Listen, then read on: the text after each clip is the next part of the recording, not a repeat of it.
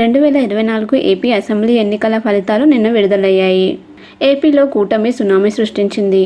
TDP 160 స్థానాల్లో చారిత్రాత్మక విజయాన్ని సాధించింది. మరోవైపు జనసేన 21కి 21 స్థానాల్లో గెలిచి చరిత్రను సృష్టించింది. సంక్షేమ పథకాల కంటే కూడా రాష్ట్ర అభివృద్ధి వైపే జనాలు మొగ్గు చూపినట్లు స్పష్టమవుతుంది. అయితే ఇది ఇలా ఉంటే టీడీపీ పార్టీ ఘన విజయం సాధించిన జూనియర్ ఎన్టీఆర్ మాత్రం స్పందించలేదు.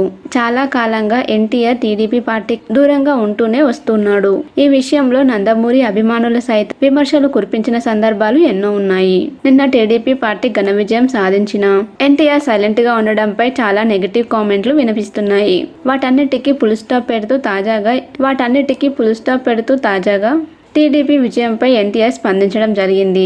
జూనియర్ ఎన్టీఆర్ ట్విట్టర్ ద్వారా స్పందిస్తూ సార్వత్రిక ఎన్నికల్లో కూటమి గెలుపుపై జూనియర్ ఎన్టీఆర్ తన ఎక్స్ పేజీలో ఒక ట్వీట్ చేశాడు. టీడీపీ, బీజేపీ, జనసేన కూటమిలో భాగమైన చంద్రబాబు, పవన్ కళ్యాణ్, పురంధేశ్వరికి ఎన్టీఆర్ శుభాకాంక్షలు తెలియజేశారు. ప్రియమైన మామయ్య గారికి ఈ చారిత్రాత్మక విజయం సాధించినందుకు నా హృదయపూర్వక శుభాకాంక్షలు. మీ ఈ విజయాన్ని ఆంధ్రప్రదేశ్ అభివృద్ధి వైపు నడిపిస్తుందని ఆశిస్తున్నాను. అద్భుతమైన మెజారిటీతో గెలిచిన నారా లోకేష్ కి, మూడోసారి ఘన విజయం సాధించిన బాలకృష్ణ బాబాయ్కి, ఎంపీలుగా గెలిచిన శ్రీభరత్, పురంధేశ్వరి అత్తయ్యకి నా శుభాకాంక్షలు. అలాగే ఇంతటి ఘన విజయం సాధించిన పవన్ కళ్యాణ్ గారికి కూడా నా హృదయపూర్వక శుభాకాంక్షలు అని ట్వీట్ చేశారు ఆయన. తనకు అభినందనలు తెలిపిన ఎన్టీఆర్ కు చంద్రబాబు థ్యాంక్స్ చెప్పారు.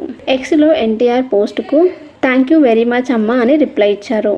ఎన్టీఆర్తో పాటు రజనీకాంత్, మోహన్ బాబు, నాగార్జున, వెంకటేష్, మహేష్ బాబు, సోను సూద్కు థ్యాంక్స్ చెప్పారు. భాజపా భారతీయ అధ్యక్షుడు జేపీ నడ్డా, తమిళనాడు సీఎం స్టాలిన్ తదితరులు చంద్రబాబుకి శుభాకాంక్షలు తెలియజేశారు. అయితే ఇక తాజాగా బాలయ్య చిన్న కూతురు తేజస్విని కూడా ఎన్టీఆర్ పోస్టుకు రిప్లై ఇచ్చింది. ఒకవేళ భరత్ రిప్లై ఇచ్చి ఉంటే బావా అని పిలిచేవారు. అలా కాకుండా అన్న అని పిలవడంతో తేజస్విని రిప్లై ఇచ్చిందని క్లారిటీ వచ్చేసింది. ఈ విషయం తెలిసిన నెటిజన్లు ఫిదా అవ్వాల్సిందే అంటూ సోషల్ మీడియా వేదికగా కామెంట్లు చేస్తుండగా ఆ కామెంట్లు ప్రస్తుతం వైరల్ గా మారుతున్నాయి. అయితే ఇక దేవర సినిమా పాన్ ఇండియా సినిమాగా రిలీజ్ కానుండగా ఈ సినిమాకి పోటీగా వెట్టాయన్ సినిమా రిలీజ్ కానుంది. సినిమాలు రెండు ఒకే రోజు విడుదలైన రెండు సినిమాలు సక్సెస్ సాధించాలని అభిమానులు కోరుకుంటున్నారు. ఈ రెండు సినిమాల బడ్జెట్ 500 కోట్ల రూపాయల కంటే ఎక్కువ మొత్తం కావటం గమనార్హం.